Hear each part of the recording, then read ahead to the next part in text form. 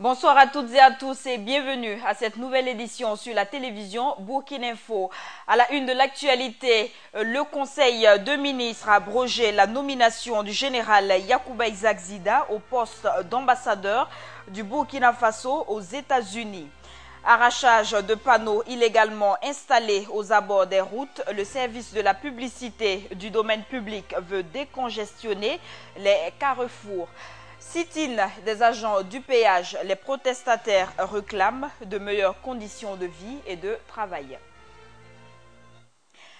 Le général de division Yacouba Isaac Zida n'est plus ambassadeur du Burkina Faso aux États-Unis. Le Conseil des ministres a pris un décret qui abroge sa nomination. Le porte-parole du gouvernement l'a lui-même communiqué à l'issue des travaux ce mercredi. Et concernant l'incident à Fadangourma avec les Kogluego, le gouvernement s'est voulu ferme. Force reste à la loi. Plus de détails avec Ibrahim Zongo. Comme attendu, les questions d'actualité étaient à l'ordre du jour du Conseil des ministres de ce mercredi 16 mars 2016. La publication de la nomination du général Yacouba Isaac Zida comme ambassadeur du Burkina Faso aux États-Unis au journal officiel du Faso a été abrogée par un décret. Le Conseil des ministres a pris un décret qui abroge donc le décret précédent et qui annule donc toute nomination de poste d'ambassadeur en ce qui concerne notamment le cas du général Zida. Soulignant que la nomination du général Zida est intervenue le 22 décembre 2015 par un décret du président de la transition, Michel Kafando, mais cela n'avait pas été publié au journal officiel du Faso. Donc, son apparition au journal officiel va faire l'objet d'une enquête au niveau des services à ce niveau-là. Et c'est pour parer à toute éventualité que le Conseil donc a décidé de prendre un décret qui abroge tout décret antérieur concernant cette question. Autre point de l'actualité, la situation entre Kogluego et forces de l'ordre à Fada. Pour le gouvernement, la loi sera respectée dans toute sa rigueur face à ce qui se passe. En ce qui concerne également ce qui se déroule actuellement à Fada, le Conseil a réaffirmé que la justice et le droit doivent être des éléments prioritaires. Donc le Conseil a instruit les différents ministres responsables de ces dossiers-là de faire en sorte que force reste à la loi dans toutes ces situations-là. Cependant, le Conseil n'entend pas, ou du moins pour le moment, mettre un terme à ces groupes d'autodéfense. Il y a des initiatives heureuses en matière de lutte contre l'insécurité. Et donc le gouvernement veut prendre en compte toutes ces initiatives heureuses-là. Il y a simplement le fait que nous devons rester dans un état de droit, encourager et féliciter les forces de défense et de sécurité pour le travail qu'elles font et appeler également les citoyens à travailler dans le respect de l'état de droit. C'est-à-dire qu'il y a des tâches qui peuvent être dévolues aux citoyens dans le cadre donc de cette politique sécuritaire-là, mais il y a un certain nombre de faits, les arrestations, les amendes et tous ces éléments-là sont du ressort de la loi. Il ne peut pas y avoir une loi parallèle à celle établie par l'État burkinabé. Quant aux suspicions liées au deal de parcelles à Ouaga 2000, le ministre de la Communication informe que la gestion de ce dossier est entre les mains de la Sonature et donc n'a pas été inscrit à l'ordre du jour du Conseil des ministres. Et la journée a été particulièrement tendue ce mercredi à Fada Ngourma. Ce matin, selon notre correspondant, des habitants de la ville ont convergé à la place de l'Unité pour réclamer la libération des 10 Kogluego détenus depuis la semaine dernière. Une rencontre a eu lieu sur le champ avec les autorités régionales. Et selon le journal d'État Sidouaya, le procureur général du Faso a annoncé que des 10 personnes incarcérées, une seule qui n'était pas un Kogluego, a été libérée cet après-midi. Les autres restent toujours incarcérés. Autre actualité, Salifou Dembélé, ancien ministre en charge de la jeunesse sous la transition, n'y avoir reçu un quelconque bonus de 8 millions de francs CFA, comme l'affirment certaines allégations. Dans ce démenti, il soutient qu'aucun ministre n'a rien perçu. Samba Kassile Traoré lui a tendu son micro. Depuis quelque temps, il est reproché au ministre de la Transition d'avoir reçu chacun une somme forfaitaire de 8 millions de francs CFA en guise de bonus à la fin de leur mandat. Salifou Dembélé, ministre de la Jeunesse sous la Transition, s'exprime à ce sujet. Aucun ministre n'a bénéficié de bonus. Lorsque vous êtes appelé à des fonctions ministérielles, et j'allais dire ces fonctions-là génèrent un certain nombre de dépenses.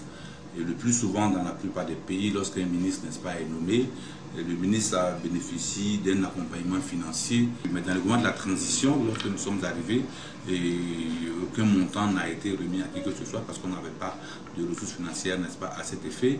Voilà. Et donc, le problème a été posé. Et je crois qu'au jour d'aujourd'hui, on peut dire qu'il y a eu un accompagnement dont les ministres ont bénéficié à la fin de la transition, voilà, pour pouvoir compenser ce manque à gagner. Aussi, Salifou Dambélé pense que les ministres de la transition n'avaient pas pour but de s'enrichir, mais d'atteindre leur objectif qui était d'organiser des élections afin de mettre le pays sur la voie de la démocratie. La chose la plus importante qu'il faut quand même mettre en exergue, c'est que le gouvernement de la transition, les différents acteurs ont œuvré, n'est-ce pas, avec abnégation, en ayant en priorité, bien entendu, la conscience d'œuvrer pour que le pays puisse aboutir, aller vers des élections apaisées, et c'est ce qui a été fait. Et je pense qu'il faut reconnaître la transition au moins ce mérite-là. L'ex-ministre de la Transition dit espérer que les résultats de l'audit sur la gestion de la transition apparaîtront bientôt afin d'éclaircir les situations qui semblent obscures. Le ministre de l'économie et du budget, Rosine Sori Koulibaly, appelle les agents fiscaux à plus de professionnalisme et d'éthique. Aux contribuables, elle les exhorte à faire preuve de plus de civisme fiscal. Ces différents appels ont été lancés hier à l'issue de la rentrée fiscale 2016 de la Direction générale des impôts. La cérémonie a eu lieu à Ouagadougou. Ibrahim Zongo, reportage. La Direction générale des impôts s'interroge sur le champ de sa gouvernance fiscale. Lors de sa première rentrée fiscale de l'année 2016 tenue ce mardi 15 mars et placée sous le thème « Quelle gouvernance pour une fiscalité intérieure optimale en 2016 ? Défis, enjeux et perspectives », une conférence de presse a été initiée pour plus d'éclaircissements sur les mesures fiscales nouvelles. Les mesures fiscales nouvelles de la loi des finances 2016 se résument à des mesures d'élargissement de l'assiette, à des mesures d'ajustement technique et à des mesures de faveur.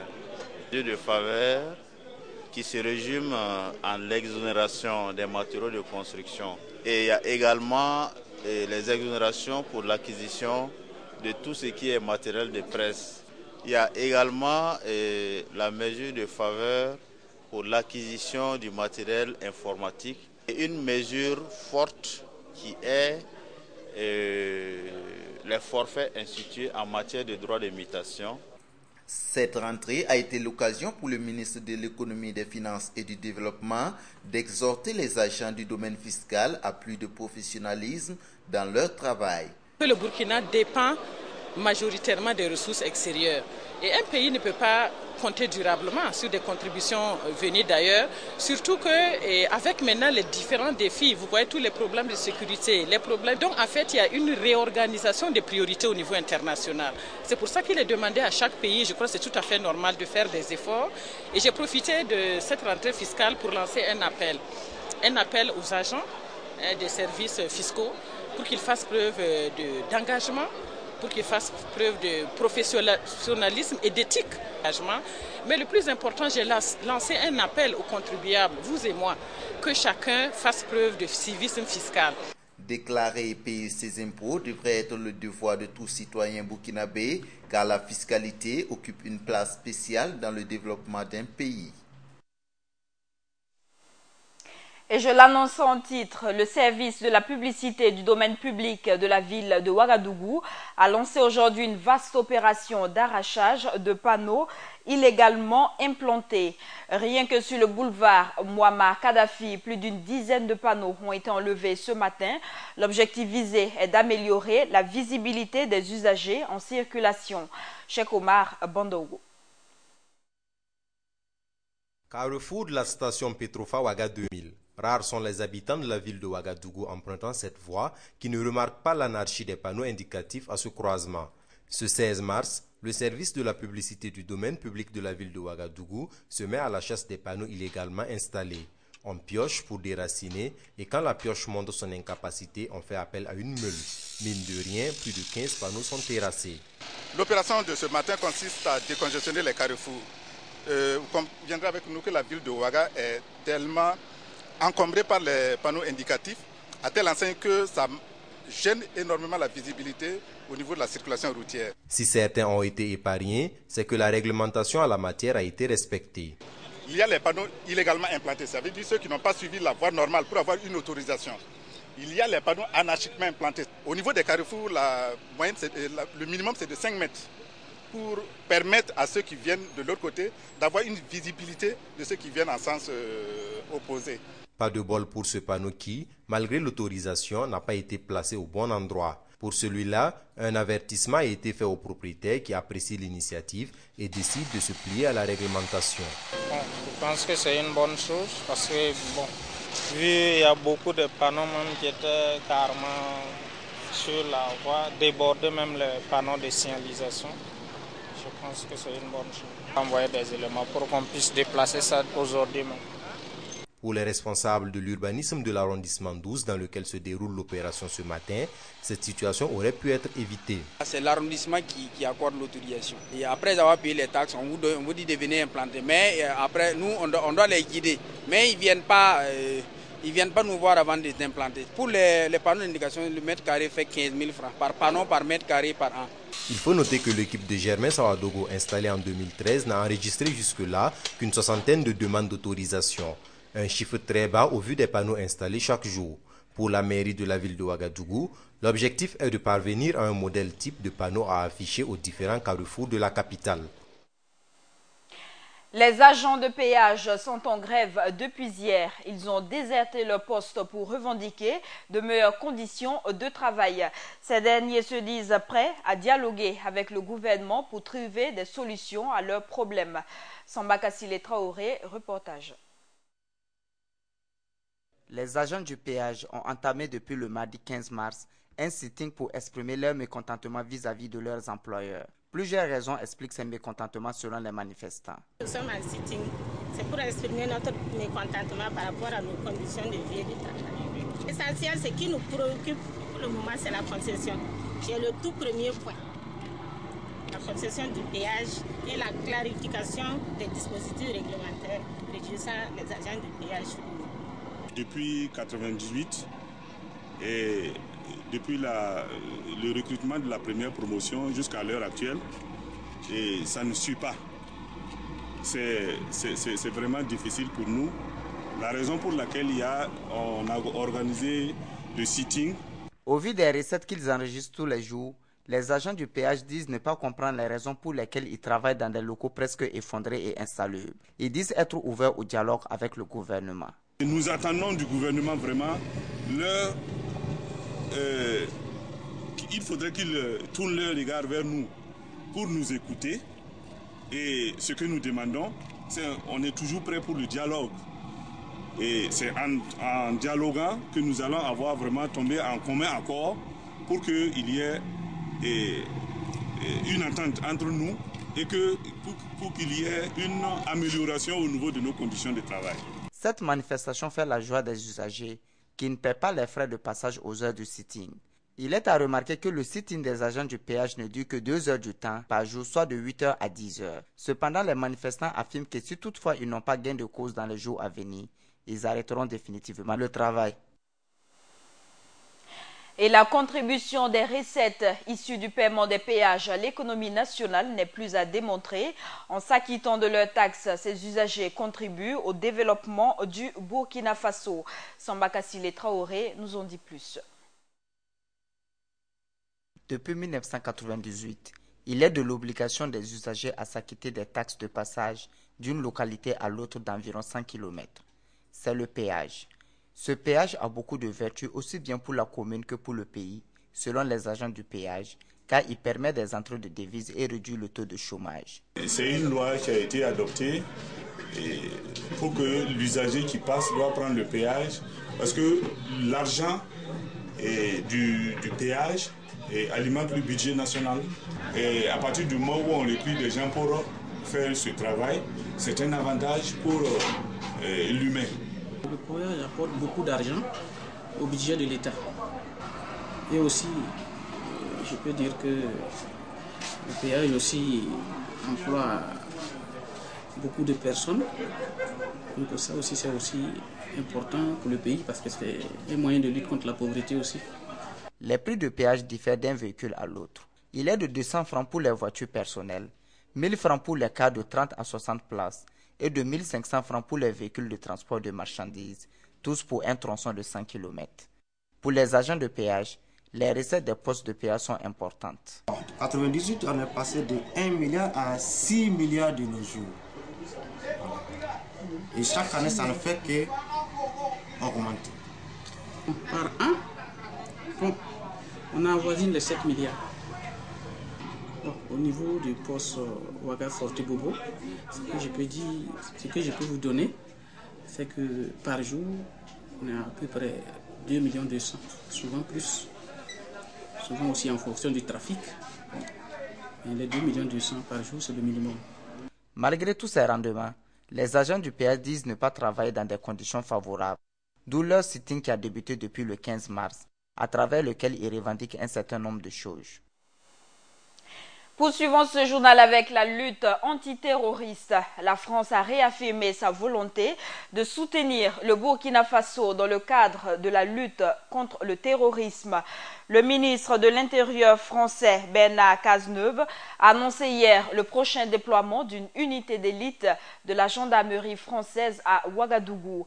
Hassan Nakro nous éclaire davantage sur les missions qui seront assignées à cette unité. Suivons.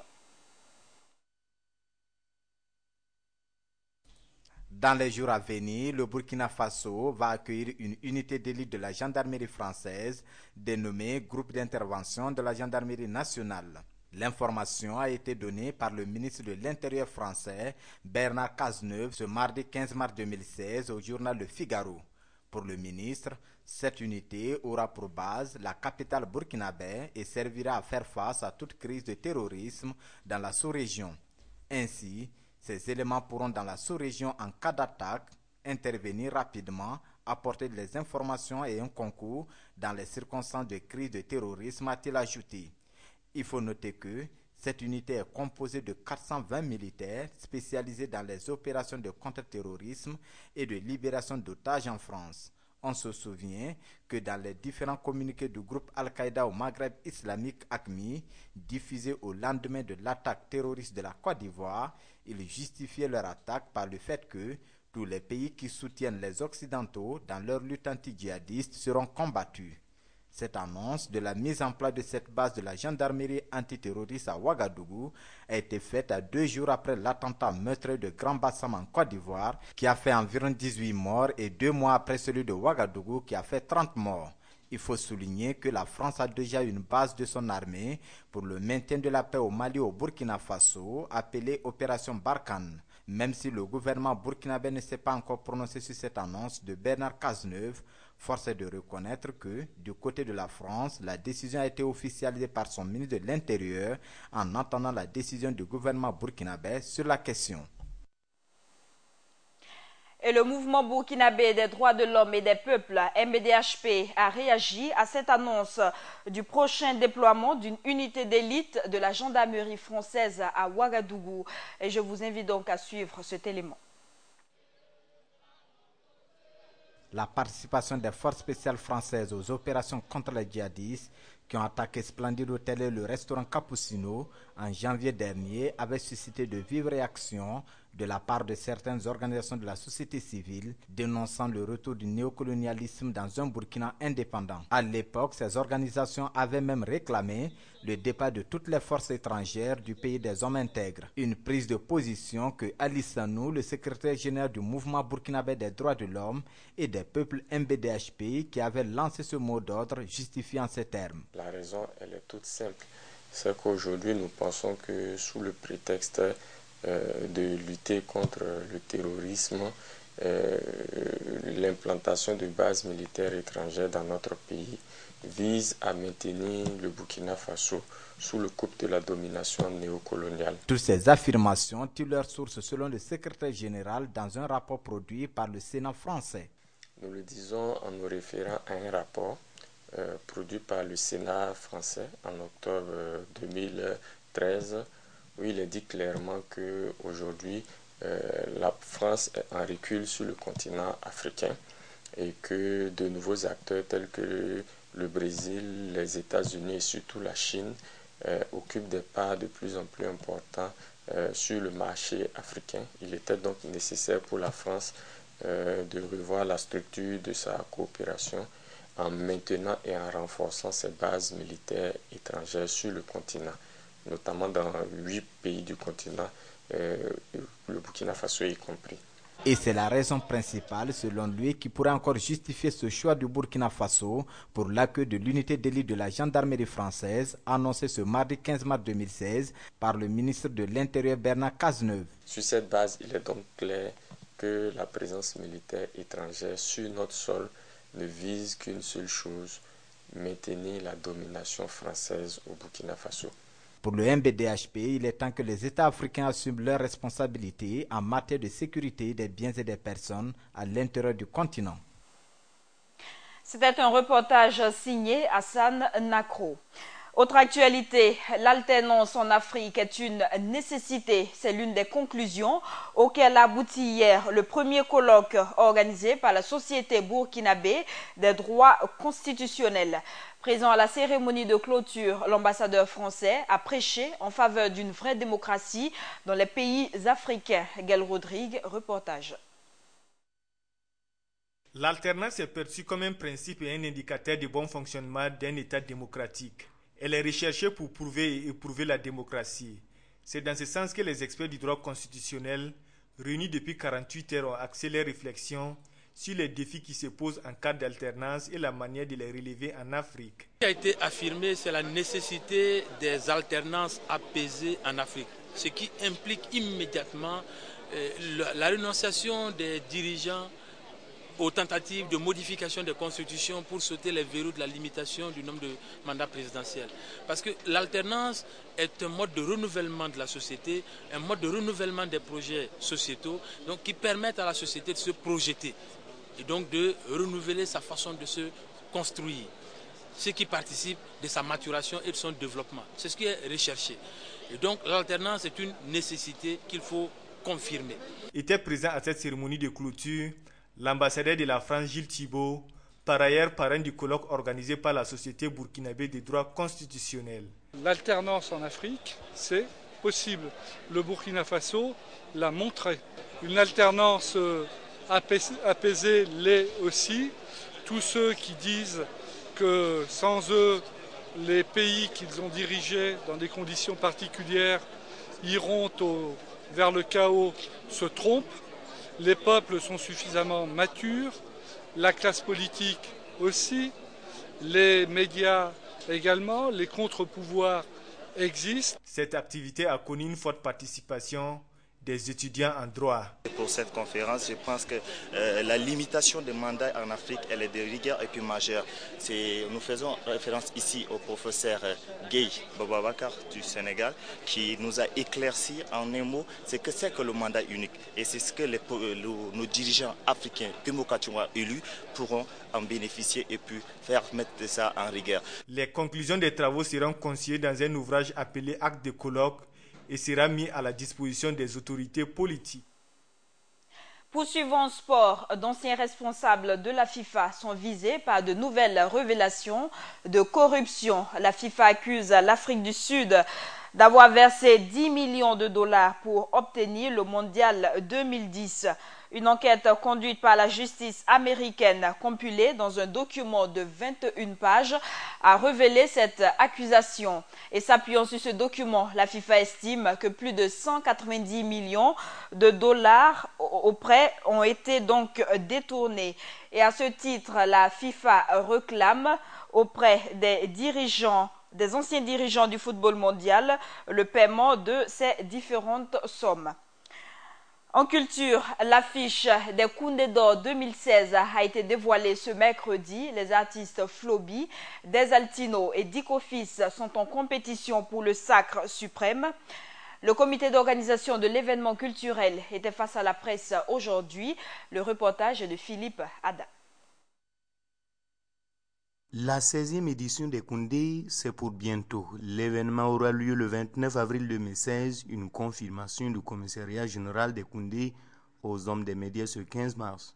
La particularité des dernières éditions serait marquée par la jeunesse d'un nominé. On est en train de passer à une autre étape, des artistes de plus en plus jeunes dans les différentes catégories. Donc c'est pas pour dire que la vieille garde a été oubliée, mais je pense que ces jeunes sont plus actifs. Il y a beaucoup de dynamisme. La preuve, c'est qu'on est en progression de 58 albums par rapport à l'année dernière. Les critères de sélection divergent selon les différentes catégories. En ce qui concerne celle du Koundé d'or, ce sont Koundé d'or, être un artiste ou groupe burkinabé, auteur d'au moins 2 œuvres, dont la dernière sortie entre le 1er mars 2015 et le 29 février 2016 a enregistré un succès commercial et médiatique. L'artiste doit avoir donné plusieurs concerts. L'artiste doit disposer d'éléments de promotion tels que clips, pressbook, posters, internet, etc.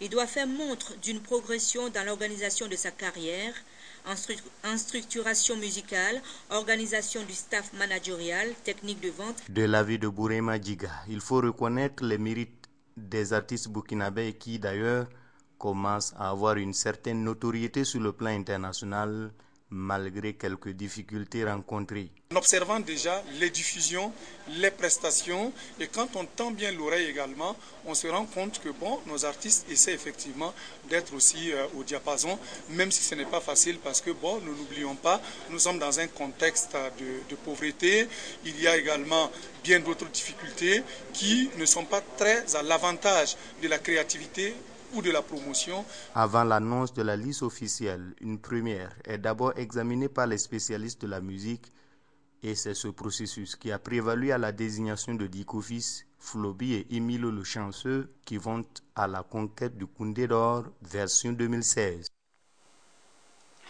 Hors de chez nous, en Côte d'Ivoire, le président Alassane Ouattara et son gouvernement ont tenu un conseil de ministres délocalisé ce mercredi à Grand Bassam, frappé dimanche par un attentat terroriste.